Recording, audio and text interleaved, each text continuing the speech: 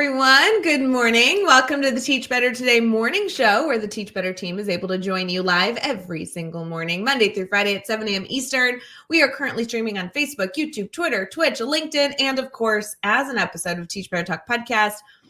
Joshua Stamper's in the house. So if you know. Joshua Stamper's here. We're going to keep the fun going. We'll be right back. I'm going to drink this coffee.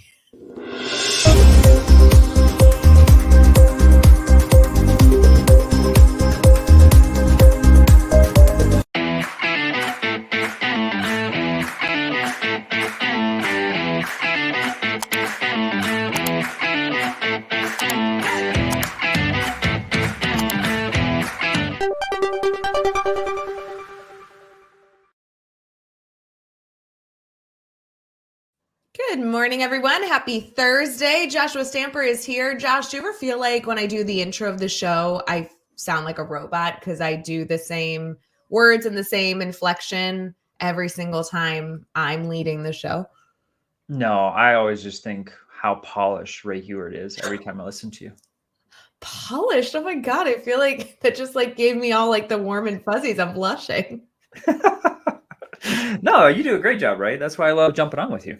I will say though, even as educators, we say the same thing over and over and over, and it's kind of like you go into autopilot. I would love to almost say the beginning differently just to try it out, but it's like, good morning, everyone. Welcome to the Teach Better Today morning show, where the Teach Better team gets to join you live every single every single morning, Monday through Friday. I think if you listen to episode, I do the exact same thing. I'm pretty sure. We're creatures of habit, though. I think it's like a security blanket when we hear the same thing consistently. I guess. When you host the show, which I know, I feel like that hasn't happened recently, so you should get on that. But do you have a typical soundbite you feel like you play, or is it? No. Now for my own Aspire podcast, that's Right. That's consistent. I always jump in with Aspire leaders. I'm so excited, and I talk about the guests, but it's very consistent in that. So I get it. That's why I was shaking my head, because this is your main stage. This is what you host the most. Whoa, you just really built me up right there. Yeah, somebody asked me the other day, last night actually, what my job is, and I had no way to actually describe it, but I was like, one of the things I do is I'm a part of a live stream pretty often. And they're like, oh yeah, you live stream often? I'm like, yeah, just, every so often. And they're like, cool. How often? Once a month? I'm like, yeah, every day. 6 days a week. I think it's funny because I don't even think my family truly understands what I do. When people ask, I give them my title and they're like, what does that mean? And I'm like, I just do everything. I have my hands in everything. What is your title? Because our title, for people that may not know, the Teach Better team completely makes up fake titles. I think now more than ever, they're probably closer to people's jobs than not. But I feel like for you do so much. There's no way whatever your title covers everything. What are you? Training and development specialist is my title. It's nothing. It's the most generic, broad thing. So wait. Okay, training and development specialist. That means you have the same title as Brad and Bree and a few other members of the team. To me, training and development specialist, and Andrea. To me, that means that you travel to provide training, which I know is a portion of your job, but not the majority. Not the majority. No. We should create a new title for you. We should make it really fancy though. What if you were the director of insert fake language? I love it. Yeah. So listeners, if you got a title for me, throw it in the comment. I'm eager to hear what I might be called. Yeah, I think we need to do this, and then I'm just gonna change it on the website and see if anyone notices. Just all my taglines just magically change. Yeah, where are our titles? I guess it's in our email signature. In our emails, and so we could on the update website. that. So you'll update your email signatures. I'll update the website. I know it's on the website. I mean, the emails that we send out to our communities, obviously, well, you'll edit those. Too. That'll be fine. Yeah, I think you should be the director of anything that has to do with media.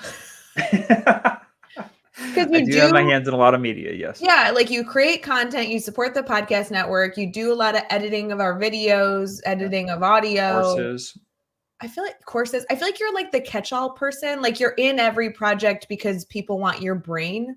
swag. And yeah, swag, Yeah. a creation of swag. Yeah. I mean, there's so many projects. Admin Direct, mastermind. director of content creation. I don't know. I don't know what that means. I just love the director part at the beginning. So I'm game. Yeah, I think like director of Joshua _ Stamper is what it should be. This is Sure. good.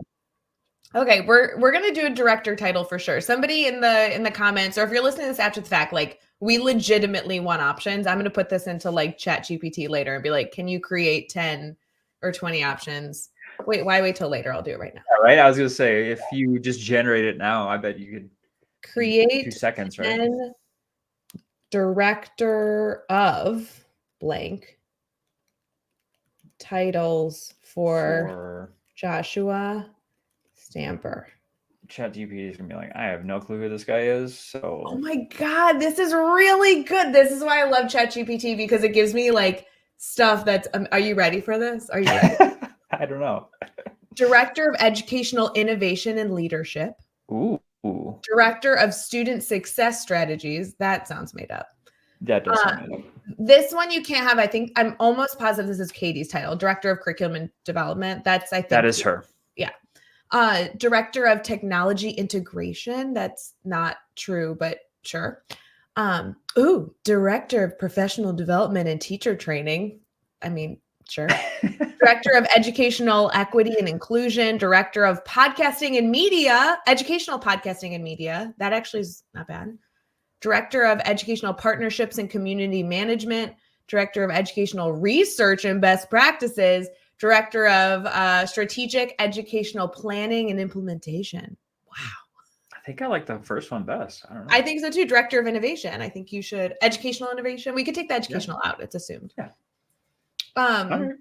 My title's fake too. So I am the. So do you want to share what that is? Well, I'm the CXO, which if you're trying to figure it out, the X is a joke because a CXO is the Chief Experience Officer, which, Correct. in case you're curious, doesn't start with an X. It's very confusing. But you can't have two CEOs. CEO is. Yeah, I will say though, Ray, I do think it looks cool when it's abbreviated with the X. Yeah, I love it. And I love that nobody knows what it means. And I also enjoy that, like, it is kind of a spelling error, which, like, I vibe with. That's like my life. That's your life, yeah. And when people are like, oh, what is that? I'm like, anything that an audience within the Teach Better community would experience or consume, I have some touch on. So if it's like visual, audio, correct. Website, I like have at least some sort of like boop finger touch on it. I like the sound effect. That was nice. I was thinking more X, like extreme, you know, like you get to more of like a hardcore title. But then you booped and then it kind of like took all of that away. Extreme. Yeah, that would be cool. No, you can take the extreme. Director of Extreme Innovation. Learning. Innovation. That's good.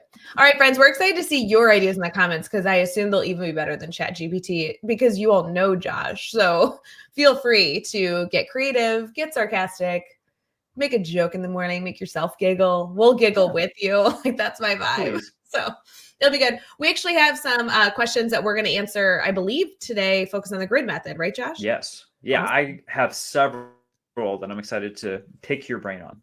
I'm a little intimidated by the whole, like, I have several, but we'll see how it goes. Here we go.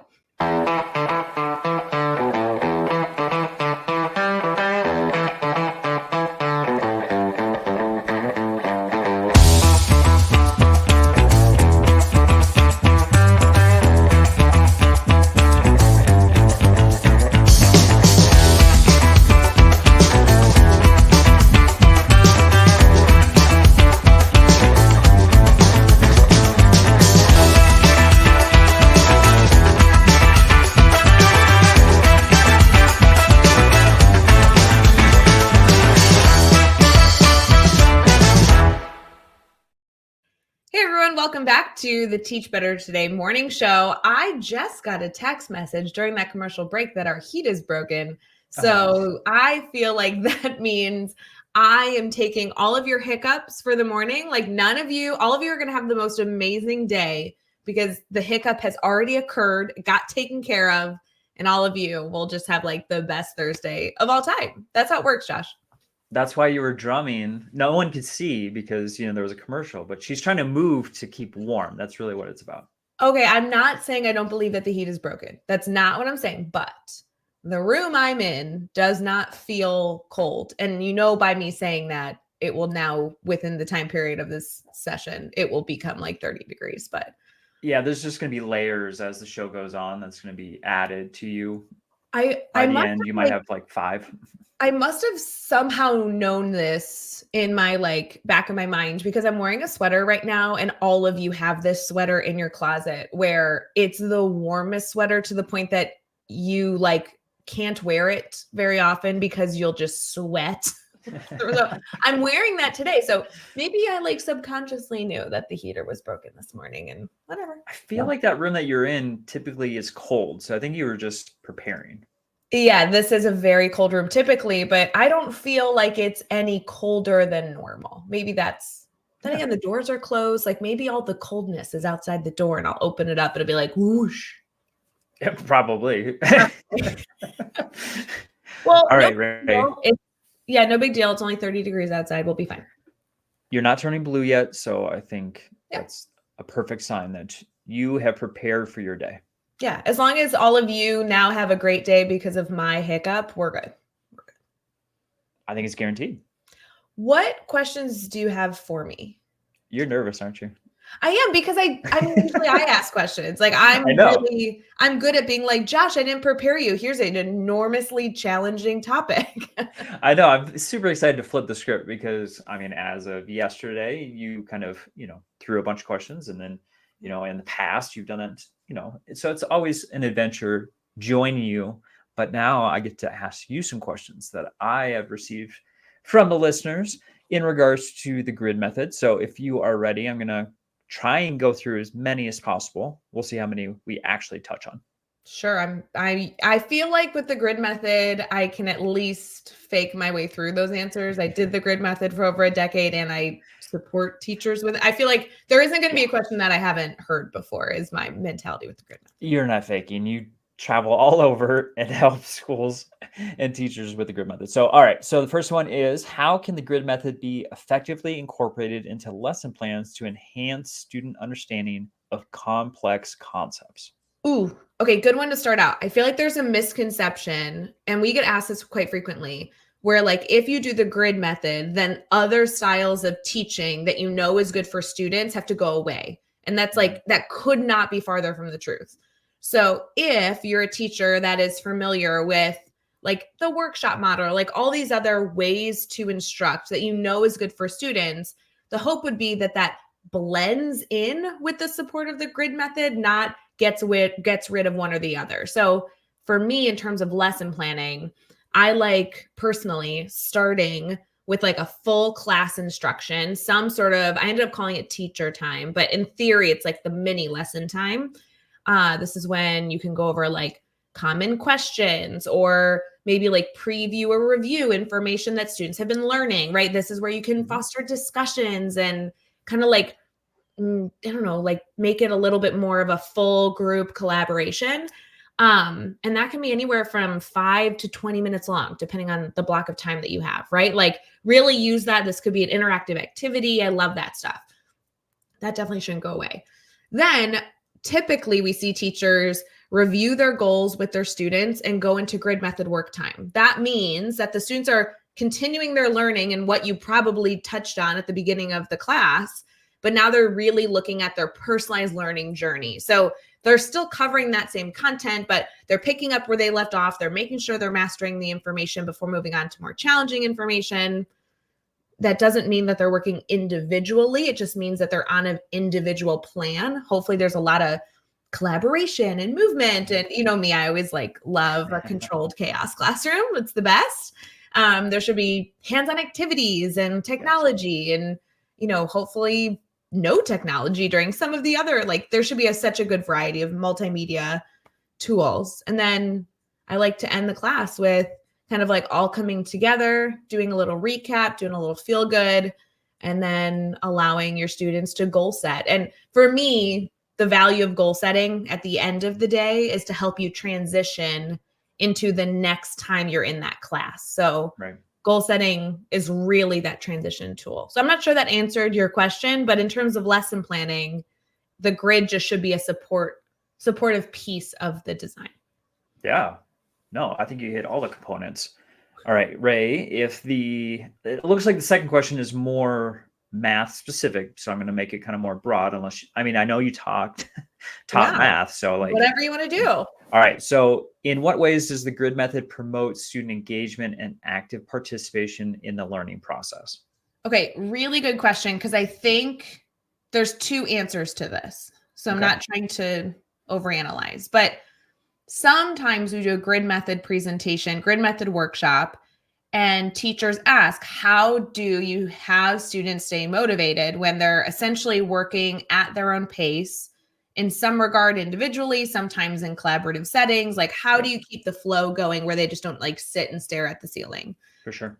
And there's like two answers to that. One is, when you give students the tools to be successful, they don't have the same opportunity to engage with content that stumps them, because everything is like a slow roll. They're only adding new content when they're ready. So you don't get students that are really stuck in the same way that a traditional classroom would. So that allows students motivation to kind of naturally build to support themselves, because they're engaging with content that isn't above their learning ability. So that's a pro. The other element is the empowerment element of students being able to have control. That sometimes for some students will be motivating, but full transparency, like sometimes the grid isn't going to give you the answer to motivation. And that's why I like to look at education as like the perfect deli sandwich that you get from like Subway or Jimmy John's. Like, you don't just want one ingredient. Like the grid method, when you put in your classroom, should not and most likely won't fix everything, right? Like it might make some things easier. It might free up your time to like add in something new following to support some of the areas it doesn't support. But like, it's not like a fix all. If it was a fix all, we'd all be doing it, right? Like it's just a support. It's like the meat of the sandwich. You still need the veggies, you still need the sauces and all that other good stuff. So I find that the grid method absolutely is a motivator for students, but that does also mean you're going to have to look for other ways to motivate students, just like any traditional lesson would, with other things that keep them going. So I don't know that is like the right answer, but sometimes I think we learn something in hopes that it will fix everything. And I really feel like that's unrealistic. Well, for sure. It's a framework. And it's the bones, or like you said, the meat. So you got to add some more additional pieces. And that kind of rolls into my third question, which is more about like learning styles. So this question is, what specific strategies or adaptations can be implemented to address individual learning styles when using the grid method in the classroom? Yeah, so maybe not even specific to learning styles, but specific to the support students need to be successful when they're learning. I love that the grid method gives you the framework to kind of overly include support that students can choose to take advantage of. So a really, really silly example, like this is not even a high quality one, but maybe a student has an activity that there's directions and then they need to do the activity. In the grid, as you're planning, you maybe would include that activity. Maybe they can click on it and hyperlink and it pops up for them. But another tool that you could have right next to that is allow your teacher to read the directions to you. And it's a 15-second video, maybe even with no face, maybe it's just audio. And the teacher saying, hey, I'm so excited to read these directions to you. Here's not only the directions I'm reading, but here's some like teacher strategies, some suggestions I might give to the students when doing this activity. And then I can give some sort of like motivational, you're going to be wonderful, good luck, let me know if you need anything in the video. The best part of this is that a teacher can record that and every single student can choose to benefit from that or they can not and read the directions themselves. But you're really providing a variety of support, and you only have to do it once because that still frees up your time while a student is reading those directions for you to be doing something completely different in the classroom. So that's just one example, but in my mind, I'm able to diversify what I offer to my students in terms of support and medium modalities because I only have to necessarily do it once, and then it exists as a choice. So it's kind of interesting. All right. Do you think we got time for one more? Oh, all right. One more, and then we got to go. This episode's getting way too long, and I've been talking a lot. But you're an expert. I mean, Yeah. I want to pick your mind. And I have several more, but I just want to touch on one last one, which is in regards to assessments and evaluation. Is that okay? Ew, that sounds awful. I don't want to do that one. Well, earlier in the week, you had talked about, this topic with the Admin Mastermind. So I think this is perfect. So what assessments or evaluation tools are most appropriate for gauging the effectiveness of the grid method in facilitating student learning and mastery of the content? Oh my God, Josh, this has been an ongoing theme over the last 2 months. I don't know what's happening in education, but everyone wants to talk about formative assessments. I think we have to make a course. I'm going to work on that over winter break. I'm going to make like a formative assessment, like quick cheating guide to formative assessments, because I have done this conversation with educators like 7 times in the last 2 months. Formative assessment designs are huge, especially in the grid method. You want at least one formative assessment in like every box.